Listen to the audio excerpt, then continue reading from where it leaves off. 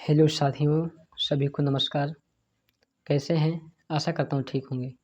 आज हम आपको बताने वाले हैं अलंकार क्या है, एकदम सरल तरीके से, जिससे आप लोगों को पढ़ने और लिखने में दिक्कत ना हो। इसलिए हमने बोर्ड में ना पढ़ाकर आपको कॉपी में लिखकर बताए हैं। तो आइए पढ़ते हैं, अलंकार क्या है। अलंकार की परिभाषा।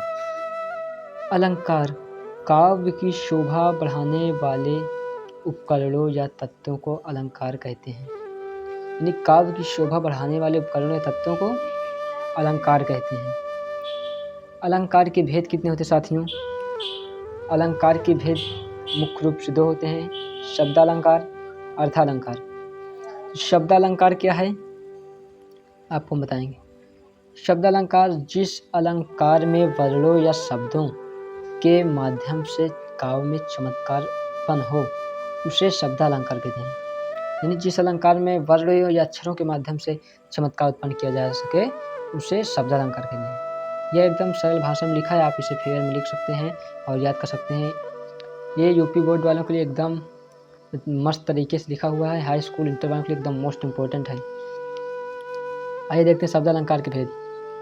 साथियों, शब्दालंकार के 3 भेद होते हैं। मुख्य रूप से 3 भेद तो काफ़ी होते हैं, लेकिन मुख्य रूप से 3: अनुप्रास, यमक, श्लेष। अनुप्रास अलंकार क्या है? अनुप्रास अलंकार में जहाँ पर एक ही वर्ण की बार बार आवृत्ति होती है वहाँ पर अनुप्रास अलंकार होता है। जहाँ पर कोई शब्द, कोई अक्षर बार बार आ रहा है वहाँ पर अनुप्रास अलंकार होता है। जैसे रघुपति राघव राजा राम, रघुपति राघव राजा राम। यहाँ पर रा बार बार आ रहा है ना, तो इसलिए ये यहाँ पर रा की बार बार आवृत्ति हो रही थी, क्या हुआ? अनुप्रास अलंकार। आइए अगला देखते हैं। अगला साथियों, दूसरा नंबर यमक अलंकार। यमक अलंकार क्या है इसके देखते हैं परिभाषा। जहाँ पर कोई शब्द एक से अधिक बार आए और उसका अर्थ अलग अलग हो उसे यमक अलंकार कहते हैं। यानी कि जिस अलंकार में कोई शब्द एक बार आए या तो एक से अधिक बार आए, लेकिन जितने ही बार आए उसका अर्थ अलग अलग हो तो उसे हम यमक अलंकार कहते हैं। आइए यमक अलंकार के एग्जाम्पल देखते हैं। तो साथियों, इसका उदाहरण है यमक अलंकार का, काली घटा का घमंड घटा। काली घटा का घमंड घटा। घटा के यहाँ 2 अर्थ है, एक का अर्थ है बादल, दूसरा का अर्थ है कम होना। तो घटा 2 बार आया तो घटा के 2 अलग अलग अर्थ भी आए। कोई शब्द एक से अधिक बार आएगा और उसके अर्थ अलग अलग होंगे तो कौन सा अलंकार होगा? यमक अलंकार। आइए श्लेष अलंकार देखते हैं। जिस अलंकार में शब्द एक हो पर अर्थ अलग अलग हो उसे श्लेष अलंकार कहते हैं।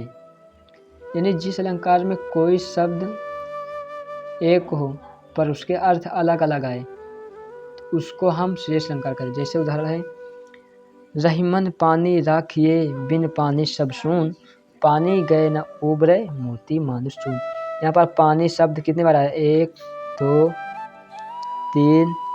3 बार पानी शब्द आया, पर तीनों का अर्थ अलग अलग है। एक पानी का अर्थ हो गया पीने का जल, एक पानी का अर्थ हो जाता है इज्जत सम्मान, एक पानी, ऐसे करके तीनों पानी का अर्थ अलग अलग। आइए अर्थालंकार देखते हैं। तो अर्थालंकार के साथियों, जिस अलंकार में शब्द के अर्थ के माध्यम से काव्य में चमत्कार उत्पन्न किया जाता है वहाँ पर अर्थालंकार होता है। ये जिस अलंकार में अभी उसमें शब्द या वर्णों के माध्यम से, अब इसमें शब्द के अर्थ के माध्यम से, समझना है दोस्तों, यहाँ शब्दों के अर्थ के माध्यम से काव्य में चमत्कार उत्पन्न किया जाए तो वहाँ पास अर्थालंकार होता है। अर्थालंकार कितने भेद होते हैं? अर्थालंकार के मुख्य रूप से 3 भेद: उपमालंकार, रूपक अलंकार, उत्प्रेक्षा अलंकार। उपमा, रूपक, उत्प्रेक्षा, यही तीनों हाई स्कूल, इंटर और हाई स्कूल दोनों में यही आएगा, इससे आगे कुछ नहीं आएगा।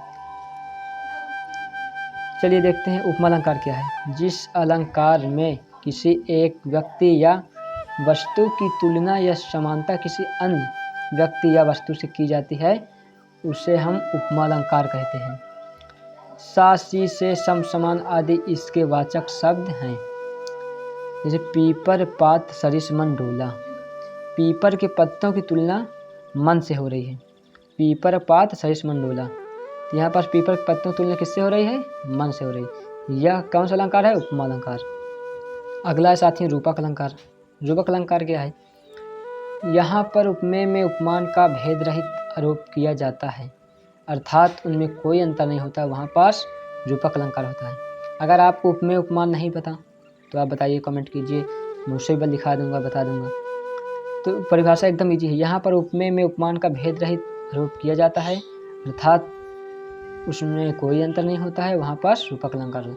जैसे उदाहरण, चरण कमल बंदौ हरि राई। उस चरण की, कमल रूपी चरणों की मैं बार बार वंदना कर रहा हूँ। एकदम इजी है। उसके बाद आइए उत्प्रेक्षा अलंकार। जिस अलंकार में उपमेय में उपमान की संभावना व्यक्त की जाए उसे हम उत्प्रेक्षा अलंकार कहते हैं। मनु, मानो, मानहु, जनु, जानो, जानहु आदि इसके वाचक शब्द हैं। सबसे अच्छा तरीका है साथियों ये वाचक शब्द से हमें पहचानने का। मनु, मानो, मानहु, जनु, जानो, जानहु। इसका एग्जाम्पल कहीं भी आएगा, कहीं भी पूछ लिया वन लाइनर में, तो हमें ढूंढना है मनु, मानो, मानहु। जैसे देखिए, धाये धाम काम सब त्यागी, मानहु रंक निधि लूटन लागी। इसमें मानहु शब्द है, देखो मानहु शब्द आया ना, इसमें देखिए मानहु शब्द है, मानव शब्द इसमें भी आया। इससे हमको पता लगाया जा सकता है कि उत्प्रेक्षा अलंकार है। तो आशा करता हूँ साथियों आप लोग समझ गए होंगे। एकदम इजी और आसान भाषा में परिभाषाएं मैंने लिखवाया है। इसे आप हाई स्कूल इंटर वाई लिख सकते हैं, बोर्ड पेपर में बहुत इंपॉर्टेंट है, काम देगा, जीवन भर नहीं भूलोगे। धन्यवाद।